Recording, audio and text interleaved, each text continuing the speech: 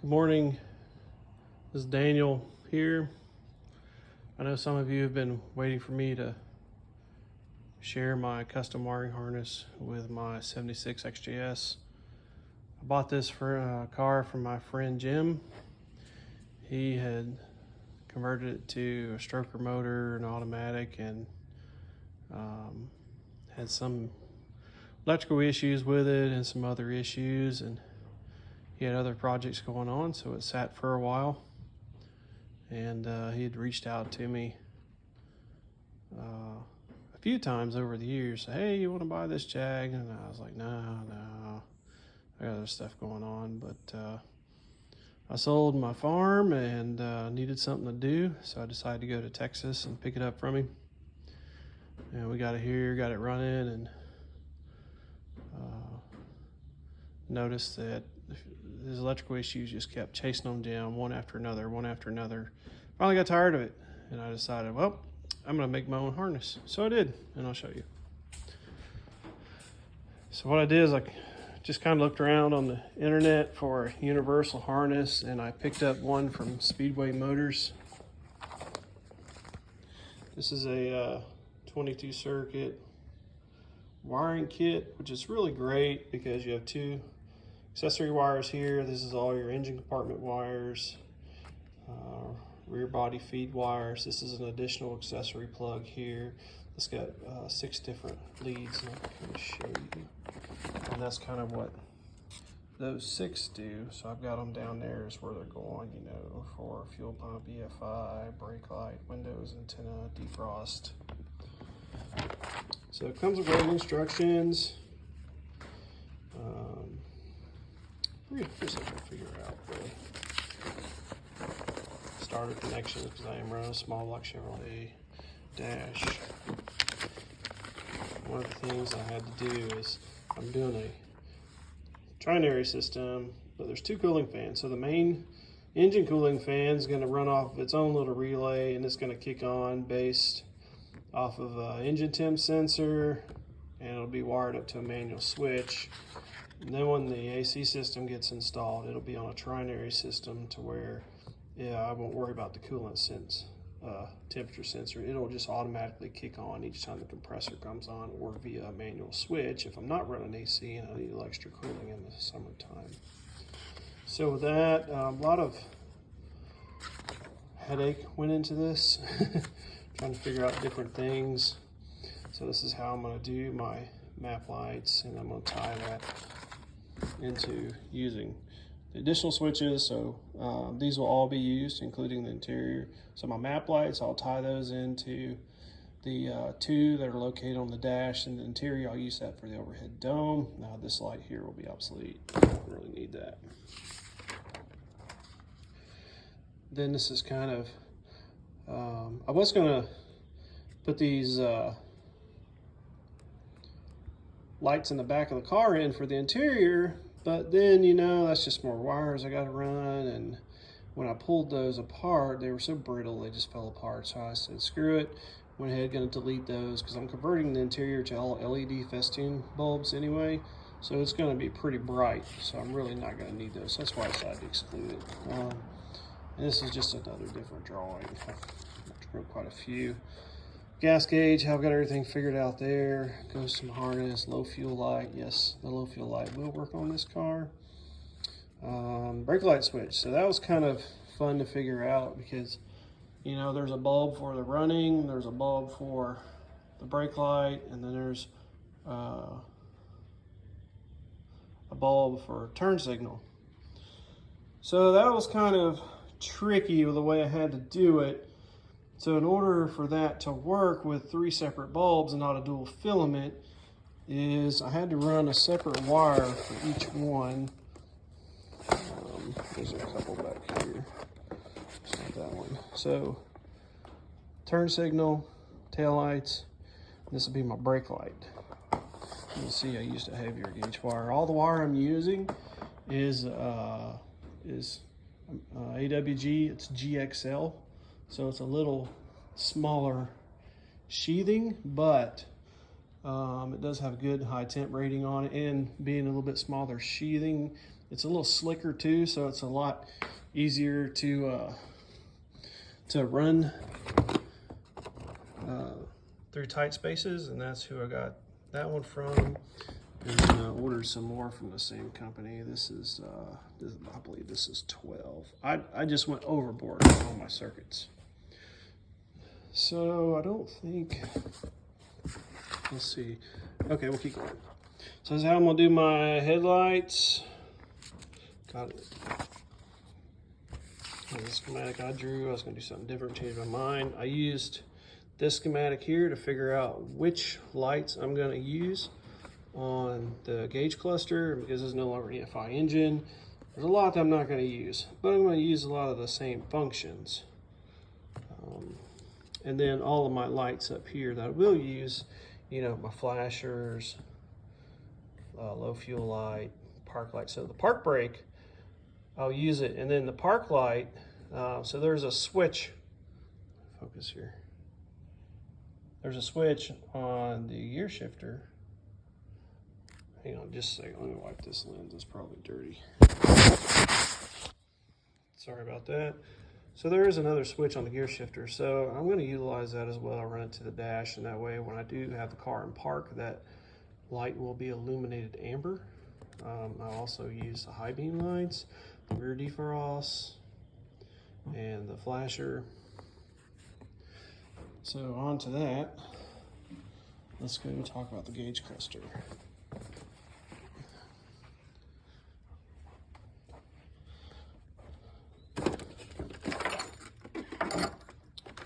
So whatever wires I was not using on the gauge cluster, I went ahead and just snipped them off. These lights here, these are your ones that will light up your gauges. I have some 168 LEDs that will go into here, illuminate green, and all of the dash lights I'm using for warning lamps and flashers and stuff, they've already been converted to LED too. Alright, this is a dome-like configuration if you haven't ever seen that. Kind of side to side. Not figuring out how to wire that one up yet. One thing I recommend, get you a box of stainless screws and just replace whatever you use, because they look like this. They get kind of old and rusty, and I just don't want rust. So, back to the wiring part. Let's get back over here. So this is an old GM style headlamp. It's a pull-on, turn, dimmer switch. Right now, I will be converting this back to the factory Jaguar switch, just not right now. It's in here because I tested and everything with the harness. I already bench tested this harness. So this power feed for the starters over there. Hooked a 12-volt battery into it and test each individual circuit with the key on, accessory, or in run position to make sure everything's going to function correctly. So the blinkers are wired in, the wash wipers, that was pretty standard. I didn't have to change anything on that. All I have to do is just provide a new power switch, and then I did some plugs. And then in behind here is a motor. I put a new park switch in it from S&G Barrett. And then this is my engine compartment feed wires here. These are feeds here that are speaker wire, map light that I'll wire in. And these are just long to give me extra length, so when I go put it in the car, I'm not short. There's a little bit of waste to wire. Yeah, it is. But I'm kind of nitpicky about having wires nice and tidy. This big mess right here, here's that accessory plug. So I've got this will tie into the map light wires, and then I'll be running so underneath in the dash area, I'll be running an additional power bar, and I'm gonna run the ground strap to this power bar here, and then everything can be, as you can see, pull that out. I like using these because you have a one-stop shop for all your nice grounds and stuff. And as you can see, you have plenty of grounds in there. And then you've got a cover on the top to really keep anything hitting at it, and you can just stick your wires down the side. Same thing for the positive side. So, back to this. So here's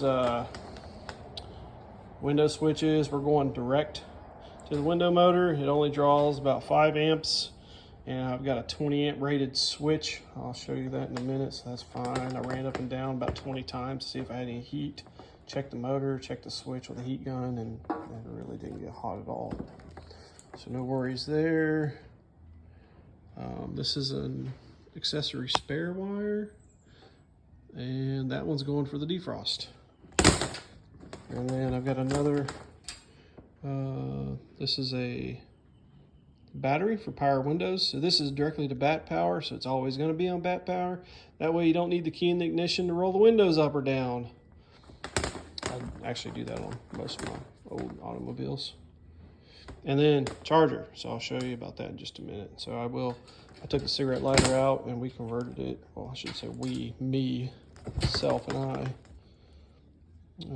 We have a dash ground, so that will go to the ground bar, which I'll show you inside the cab where that's at. I'm gonna try and keep this video at 15 minutes, and then maybe might have to do a part 2. And then when the dash wires come up, as you can see, we will have, where's that sucker at? It's right there. So the good thing about these Speedway, if we can get to focus, see right there, it looks like some words. Every 6 inches are marked of where they go. So the ground of that gauge cluster is going to be a very good ground. It's going to be directly on the ground strap that goes to the battery, or not to the battery, but to the tunnel. It's going to have really good ground connection, so I'm not going to have a problem with dimming lights or anything like that. All right, and the rest of the stuff in here, my defrost is in here. Like I said, power windows, the map lights, radio, memory wire. And then because I am converting this to electronic fuel injection, I've moved over a couple of wires from this accessory. One will be for the trinary system for the fans. So that's going to run to a relay to run both of those. And another ignition wire is going to be for the EFI control module. All right, moving on. Let's see. If you notice, 2 set of speaker wires there, and I've got more here. So what I'm doing is, in the back, I'm putting in 2 additional speakers, so we'll run total 4 speakers and have some nice tunes. All right, so moving over here. So what I did for the console here,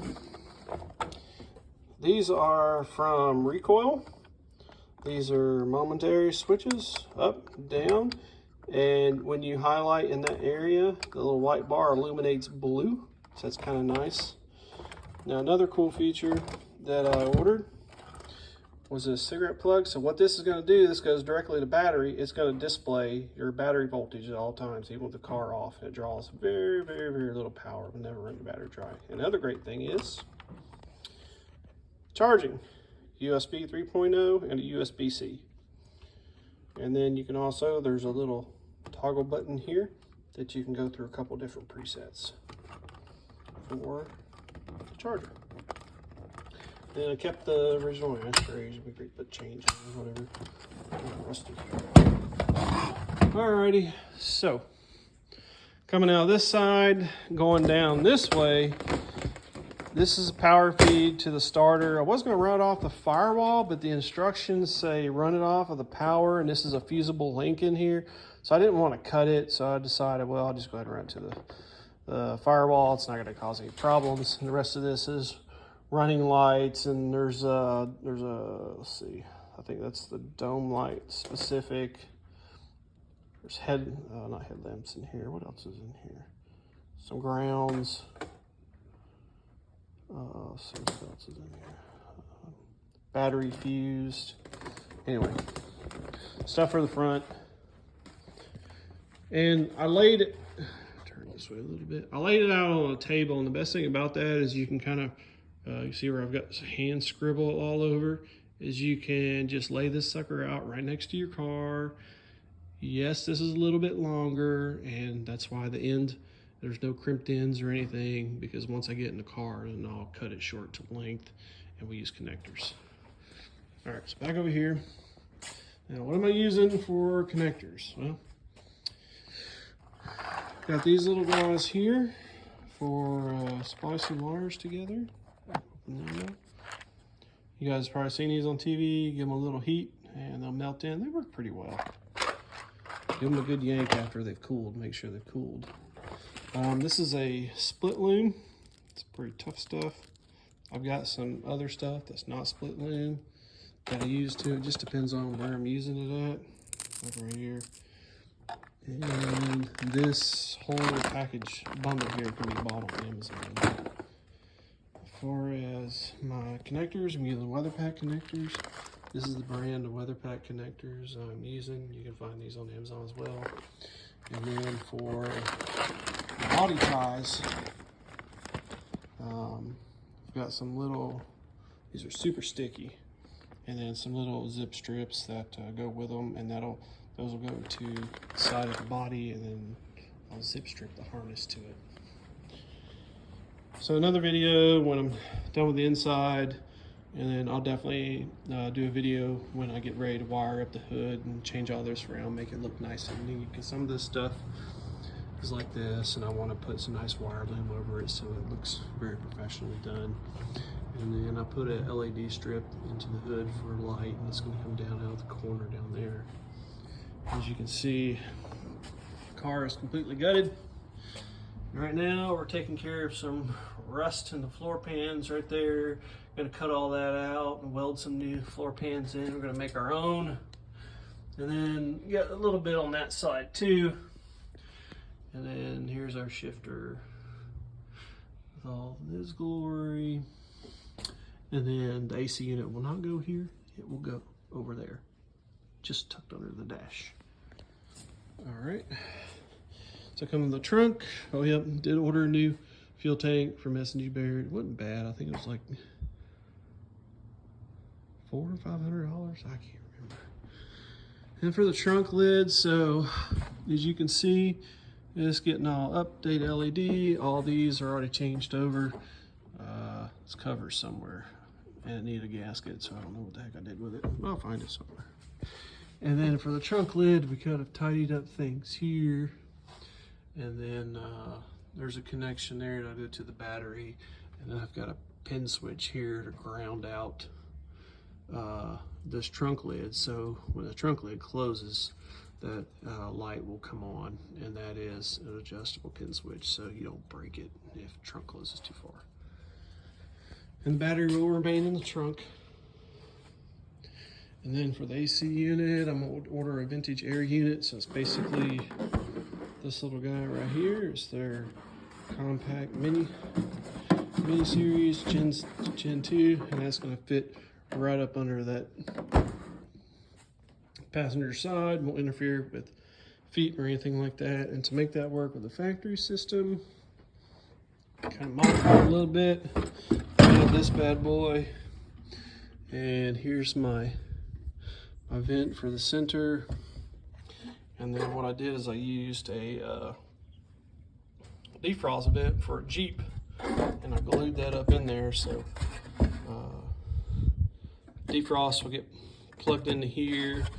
And then for that aftermarket AC system, the hoses will still go through here. I'll run one, into this side, branch one off in the vent, and etc., and branch one off in the vent. So it'll work, and it'll just work off the switch on that piece there.